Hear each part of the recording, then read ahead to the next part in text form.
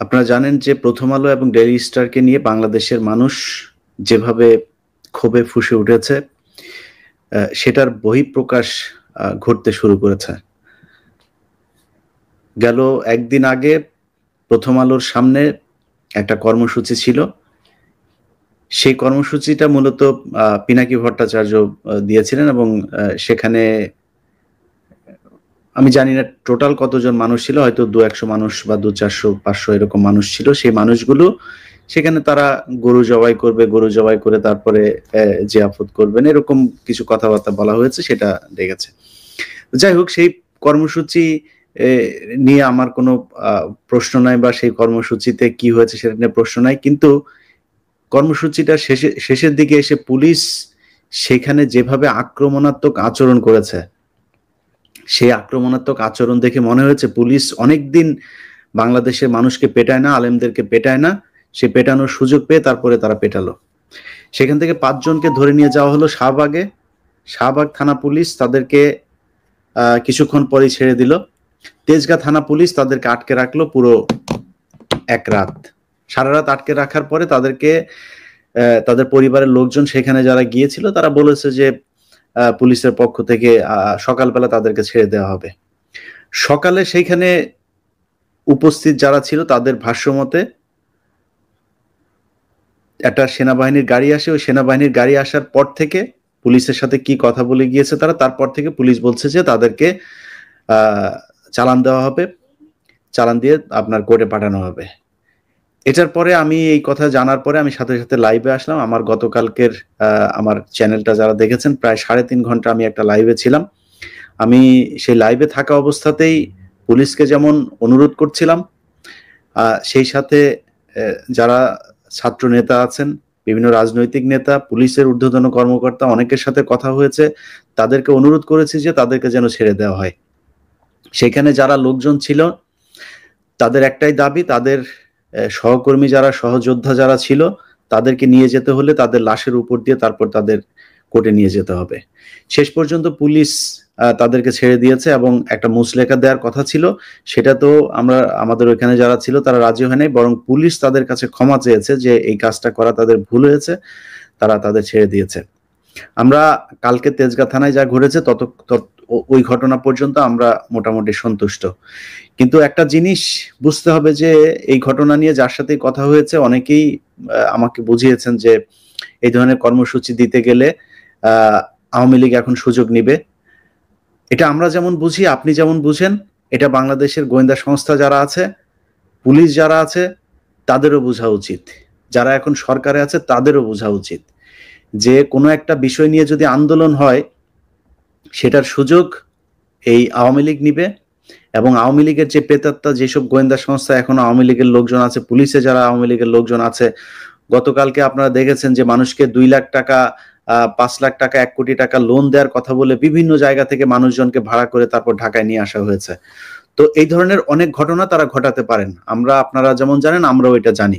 কিন্তু সেটা বন্ধ করার জন্য আমাদেরকে যেমন দায়িত্ব নিতে হবে, আমাদেরকে যেমন দায়িত্বশীল হওয়ার অনুরোধ করেন, আপনাদেরকেও ঠিক ততটাই দায়িত্বশীল হতে হবে।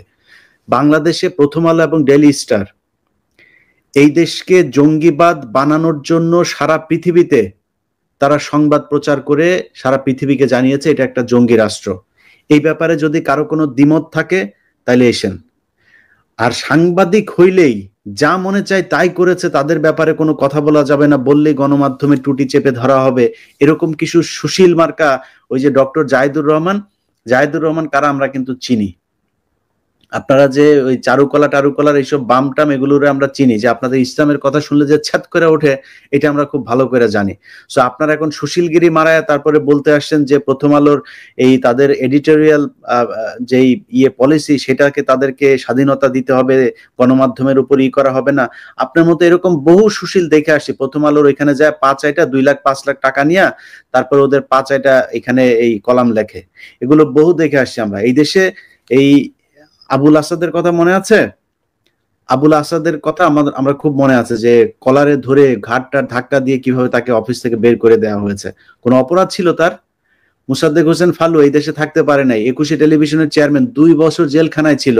এই দেশে মাহমুদুর রহমানের কি অবস্থা হয়েছে তা দেখেছে। একের পর এক গণমাধ্যম এখান থেকে হয়েছে, এখানে সাংবাদিকরা চাকরি করতে পারে না, দেশ থেকে বের হয়ে যেতে হয়েছে। কনক সারোয়ার, তার সাথে তাকে জেলখানায় রাখার পরেও সরকারের শান্তি হয় নাই, তার বোনকে পর্যন্ত জেলে থাকতে হয়েছে প্রায় 1 বছর। কই ছিলেন তখন? তখন এই দেশে এডিটোরিয়াল যে পলিসি, সেই পলিসি কোথায় ছিল? সাংবাদিক এই যাদের কথা বললাম, এরা তো অপরাধ করে নাই, এরা তো এই দেশ বিক্রি করে নাই।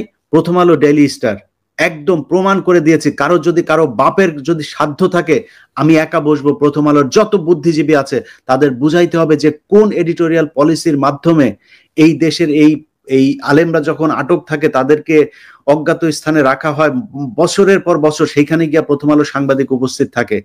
প্রথম আলোর যে নিউজগুলো করেছে জঙ্গি তকমা দিয়ে, সেই মেজর জিয়া থেকে শুরু করে হারুন ইজহার, জসিমউদ্দিন রহমানি, এদেরকে যে জঙ্গি বানানো হয়েছে, এর জবাব প্রথম আলোকে দিতে হবে। প্রথম আলোর অফিসের সামনে গিয়া গরু জবাই করা, নামাজ পড়া, ওগুলি নিয়ে আমার কোনো সে নাই, আমি ওই কর্মসূচি দেও নাই। ওরকম কর্মসূচি যদি কেউ দেয়, আমি তার প্রতি আমার সম্মতি থাকবে। কিন্তু আমার কথা হচ্ছে যে তাদের ব্যাপারে কিছুই বলা যাবে না, এক একজনের কর্মসূচি এক এক রকম হবে, খুব স্বাভাবিক। কিন্তু প্রথম আলোর ব্যাপারে আইনগত ব্যবস্থা নিতে হবে। যে মামলাগুলো এখন চলমান আছে, যে মামলাগুলো হচ্ছে, সেই মামলাগুলোর ব্যাপারে পুলিশকে পদক্ষেপ নিতে হবে। যারা এখনই আগে থাকতে এইসব জানার পরে এটা বলার চেষ্টা করছে যে প্রথম আলোর ব্যাপারে কিছু করা যাবে না, তাদেরকে একটু সাবধান হয়ে কথা বলতে হবে। গতকালকে সময় টেলিভিশনকে হুঁশিয়ার করে দিয়েছিলাম যে তাদের ব্যবস্থা নিতে। এইখানে নিউ ইয়র্কে আছে যে ছাত্র আন্দোলনের ব্যাপারে সরাসরি তাদের বিরুদ্ধে কাজ করেছে, এই টাইম স্কোয়ারে তাকে এখানকার যে ছাত্র আন্দোলনের পক্ষে যারা আন্দোলন করেছে তারা ধরে তাকে পিটিয়েছে।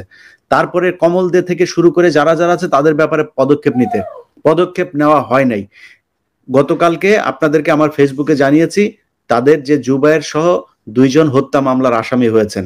এরকম প্রথম আলোতে কে কোন দিক দিয়ে কোন হত্যা মামলায় ঢুকে যাবে এর কোনো ঠিক ঠিকানা নাই।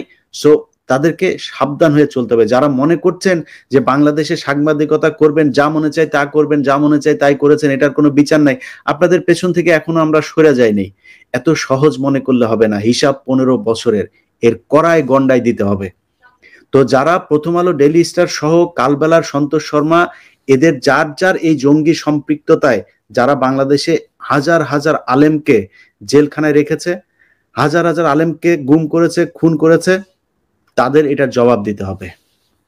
এটার জবাব দেওয়ার জন্য কে কোথায় কোন আন্দোলন করলো, কি করলো, সেটা নিয়ে সমালোচনা করার চাইতে তাদের বিচার করতে হবে। কারোর যদি কোনো সে থাকে, কারোর যদি কোনো তর্ক বিতর্ক করার ইচ্ছা থাকে, এসেন, তারপরে বলেন যে প্রথম আলো, ডেইলি স্টারের কেন বিচার হবে না।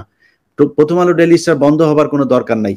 তাদের এই ঘটনার সাথে মতিউর রহমান, মাহফুজ আনাম, টিপু সুলতান, সাবিয়া আলম থেকে শুরু করে এই গোলাম মর্তুজা, যারা যারা জড়িত ছিল, তাদের সবার বিচার হইতে হবে। এই বিচার যদি না করা হয়, এটার জন্য যতদিন আমরা একটা পর্যায় পর্যন্ত অপেক্ষা করব, তারপরে দাড়ি টুপিওয়ালা লোকজন দেখা বিদেশিরা কি বলবে না করবে, এই দেশে প্রধানমন্ত্রী আর মন্ত্রী হয়ে ডাল চাল জনগণের ত্রাণের টাকা চুরি করার স্বপ্ন আমাদের নাই। সো আমি ব্যক্তিগতভাবে আমার কথা বলি, আমার যতটুকু আল্লাহ গ্রহণযোগ্যতা দিয়েছে, যতটুকু ক্ষমতা দিয়েছে, ততটুকু শেষ রক্তবিন্দু পর্যন্ত চেষ্টা করে যাব প্রথম আলো, ডেইলি স্টারের বিচার করতে। অতএব সরকারকে বলবো, আপনারা চান দেশ অস্থিতিশীল না হোক, আমরাও চাই ইউনূস সরকার একটা সফল সরকার হোক। সারা জীবন ইউনূস সাহেব সফল হয়ে এসেছেন, জীবনের শেষ প্রান্তে এসে তিনি সফল হোক আমরা চাই। কিন্তু সেই সফল হতে গিয়ে যদি নাকি প্রথম আলো, ডেইলি স্টারের মতো ভারতীয় চটদেরকে এই দেশে কেউ আপনার কি বলে আবার ফের বাংলাদেশের মানুষের ঘাড়ে চাপিয়ে বসতে দিতে চায়, এটা বাংলাদেশের মানুষ মেনে নেবে না, আমরাও মেনে নেব না। সো এটার ব্যাপারে আপনাদেরকে খুব সুনির্দিষ্ট একটা জায়গায় অবস্থান নিতে হবে। আপনারা তাদের বিচার করবেন কি করবেন না। প্রথম আলো, ডেইলি স্টার, এখনো আবারও বলছি, আপনাদের যদি মনে হয় আমি প্রথম আলো নিয়ে যে প্রোগ্রামটা করেছি সেই অনুসন্ধানটা দেখবেন, সেটা দেখার পরে সেখানে যারা যারা বক্তব্য দিয়েছে, যে আলেমরা কথা বলেছে, আমার এই চ্যানেলে গত 3 মাসে ভিডিওগুলো দেখবেন। যে আলেমরা কথা বলেছে এরা বাংলাদেশের শ্রেষ্ঠ আলেমদের মধ্যে কয়েকজন। এই আলেমরা যে বক্তব্য দিয়েছে, তাদেরকে যেভাবে প্রথম আলো, ডেইলি স্টার, কালবেলা, তারপরে হচ্ছে গিয়ে ৭১ সময়, এরা যেইভাবে একটা সিন্ডিকেট তৈরি করে তারপরে এই জঙ্গি বানিয়েছে, এটার বিচার হইতে হবে। এটার বিচার না হলে এটা আমার যুদ্ধ ভাই, আমি কে বাংলাদেশে এসে চুরি করলো, বাটপারি করলো? বিএনপির সময় বহুত চুরি হয়েছে। এতদিন যারা আওয়ামী লীগের লোকজন বলতেন বিএনপি আসলে বলবো না, বিএনপি এখন ক্ষমতায় আসবে, বিএনপির লোকজন চুরি করেছে, এখনো বলছি, তখনও বলছি, সামনে বিএনপি চুরি করবে, সেটা আগের থেকে বলে দিচ্ছে। চুরি নিয়ে কোনো সমস্যা নাই, এই দেশে আপনারা যদি এখন দেওয়া হয় ক্ষমতায় বসানো, আপনিও চুরি করবেন, ওইটা নিয়ে আমার কোনো সমস্যা নেই। বাংলাদেশের চুরির টাকা বাংলাদেশে থাকতে হবে। বাংলাদেশের উপরে, বাংলাদেশের স্বাধীনতা সার্বভৌমত্বের উপরে আরেক দেশ ছড়ি ঘুরাবে, সেটা আমরা হইতে দিব না। আমাদের সমস্যা সেই জায়গায়। অতএব ভারতীয় আধিপত্য বিস্তার করার জন্য বাংলাদেশের সূক্ষ্মভাবে মানুষের মস্তিষ্ককে এই ওয়াশ করার জন্য যে প্রথম আলো ডেইলি স্টারের যেই কারুকাজ, এটাকে বাংলাদেশে আর চলতে দেওয়া যাবে না। আপনি গত কয়েকদিন ধরেও যদি দেখেন, প্রথম আলো কি করেছে, বগুড়াতে মাদ্রাসার ছেলে, তাকে বললো যে সে নাকি তার মাকে খুন করে তারপরে ফ্রিজের ভেতরে ঢুকিয়ে রেখেছে। দেখেন না এটা? প্রথম আলো সবার আগে নিউজ।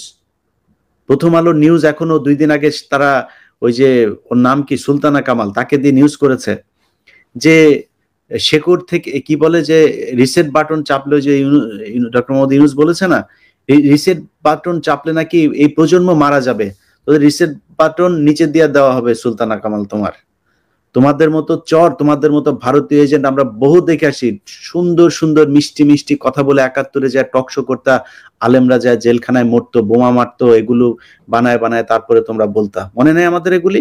সো তোমাদের বুদ্ধিজীবী প্রতিটা ঘটনাকে কাউন্টার দেওয়া হবে। প্রথম আলো বুদ্ধিজীবী নিয়ে এসে আলোচনা করবে প্রতিটা জিনিসকে একদম ওয়াচ ডগের মতো, এখানে আমরা বসে বসে তারপর দেখবো কোথায় কি করে। সো সরকারকে বলবো আবারও যে আপনাদের কাছে অনুরোধ, আপনারা এই সরকার ভালো চলুক, সেটা চান, আমরাও চাই। আপনারা 3 বছর থাকবেন না 5 বছর থাকবেন, আমরা বিএনপিও করি না ভাই, জামাতও করি না। আমরা চাই হাসিনা মুক্ত, ভারত মুক্ত দেশ। এরপরে কে ক্ষমতায় আসলো না আসলো, যায়ও না আসুন, আপনারা 10 বছর না, আপনারা সারা জীবন থাকেন, কিন্তু দেশটা দেশের মতো চলতে হবে। এই দেশের মানুষের কথা বলার অধিকার থাকবে। এই দেশের মানুষ কোন দেশের কাঁটাতারে ঝুলে থাকবে না। এই দেশের মানুষ তাদের যেই পত্রিকা, টেলিভিশন, যেগুলো তাদের ট্যাক্সের টাকায় চলে, সেইখানে তাদের কথা বলবে, আরেক দেশের হয়ে তারপরে কথা বলবে না। সো এইসব জায়গাগুলো পরিষ্কারভাবে আপনাদের নিশ্চিত করতে হবে যে ইয়েস, আমরা মানুষের এই অধিকারগুলো সংরক্ষণ করব, আমাদের কোনো সমস্যা নেই। আপনাদের যা প্রয়োজন, আপনাদের যদি প্রয়োজন হয় বিদেশ থেকে টাকা পয়সা দেওয়ার, আমরা দরকারে ফান্ড শুদ্ধ দিব আপনাদেরকে, কোনো সমস্যা নেই। কিন্তু এদের ব্যাপারে একদম সুনির্দিষ্ট অবস্থান আপনাদেরকে নিতে হবে। যদি না নেন, তাহলে অস্থিতিশীল যদি হয়, এটা করার জন্য প্রয়োজন আরো কিছু করা হবে, তখন আমাদেরকে দোষ দিতে পারবেন না। আমরা তাকিয়ে আছি, এখন আপনাদেরকে আরো সময় দিতে চাই, ব্যবস্থা নেন। আমি মনে করি যারা ছাত্র এই প্রতিনিধি আছে, নাহিদ, আসিফ, আরো ছাত্র প্রতিনিধি নেন, তাদেরকে সর্বোচ্চ ক্ষমতা দিতে হবে। নাহিদ এবং আসিফ এখন এই মুহূর্তে সরকারে আছে, মাহফুজা আছে, তাদেরকে সর্বোচ্চ মানে ক্ষমতা দিতে হবে, তারা যেন এগুলো বাস্তবায়ন করতে পারে। আমি মনে করি তাদেরকে ঠিকভাবে যদি কাজ করতে দেওয়া হয়, কারণ তারা এই বিপ্লবটাকে ধারণ করে। এই নাহিদের শরীরের সেই দাগ এখনো কিন্তু আমাদের মনে আছে। সো তার উপরে যে নির্যাতন চলেছে, সে কোনোদিন বাংলাদেশের মানুষের সাথে বিট্রে করবে না। অতএব তাদেরকে সর্বোচ্চ ক্ষমতা দিতে হবে, তারা যেন এগুলো ব্যবস্থা নিতে পারে।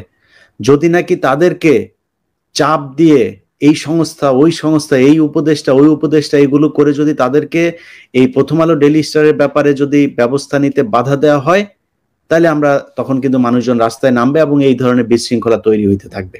সো বিশৃঙ্খলা তৈরি হলে সেটার সুবিধা আওয়ামী লীগ নিবে, বিভিন্ন গোয়েন্দা সংস্থা নিবে, ভারতীয় গোয়েন্দা সংস্থা নিবে, হিন্দুরা নিবে, ইসকন নিবে, আমাদের যায়ও না আসেও না।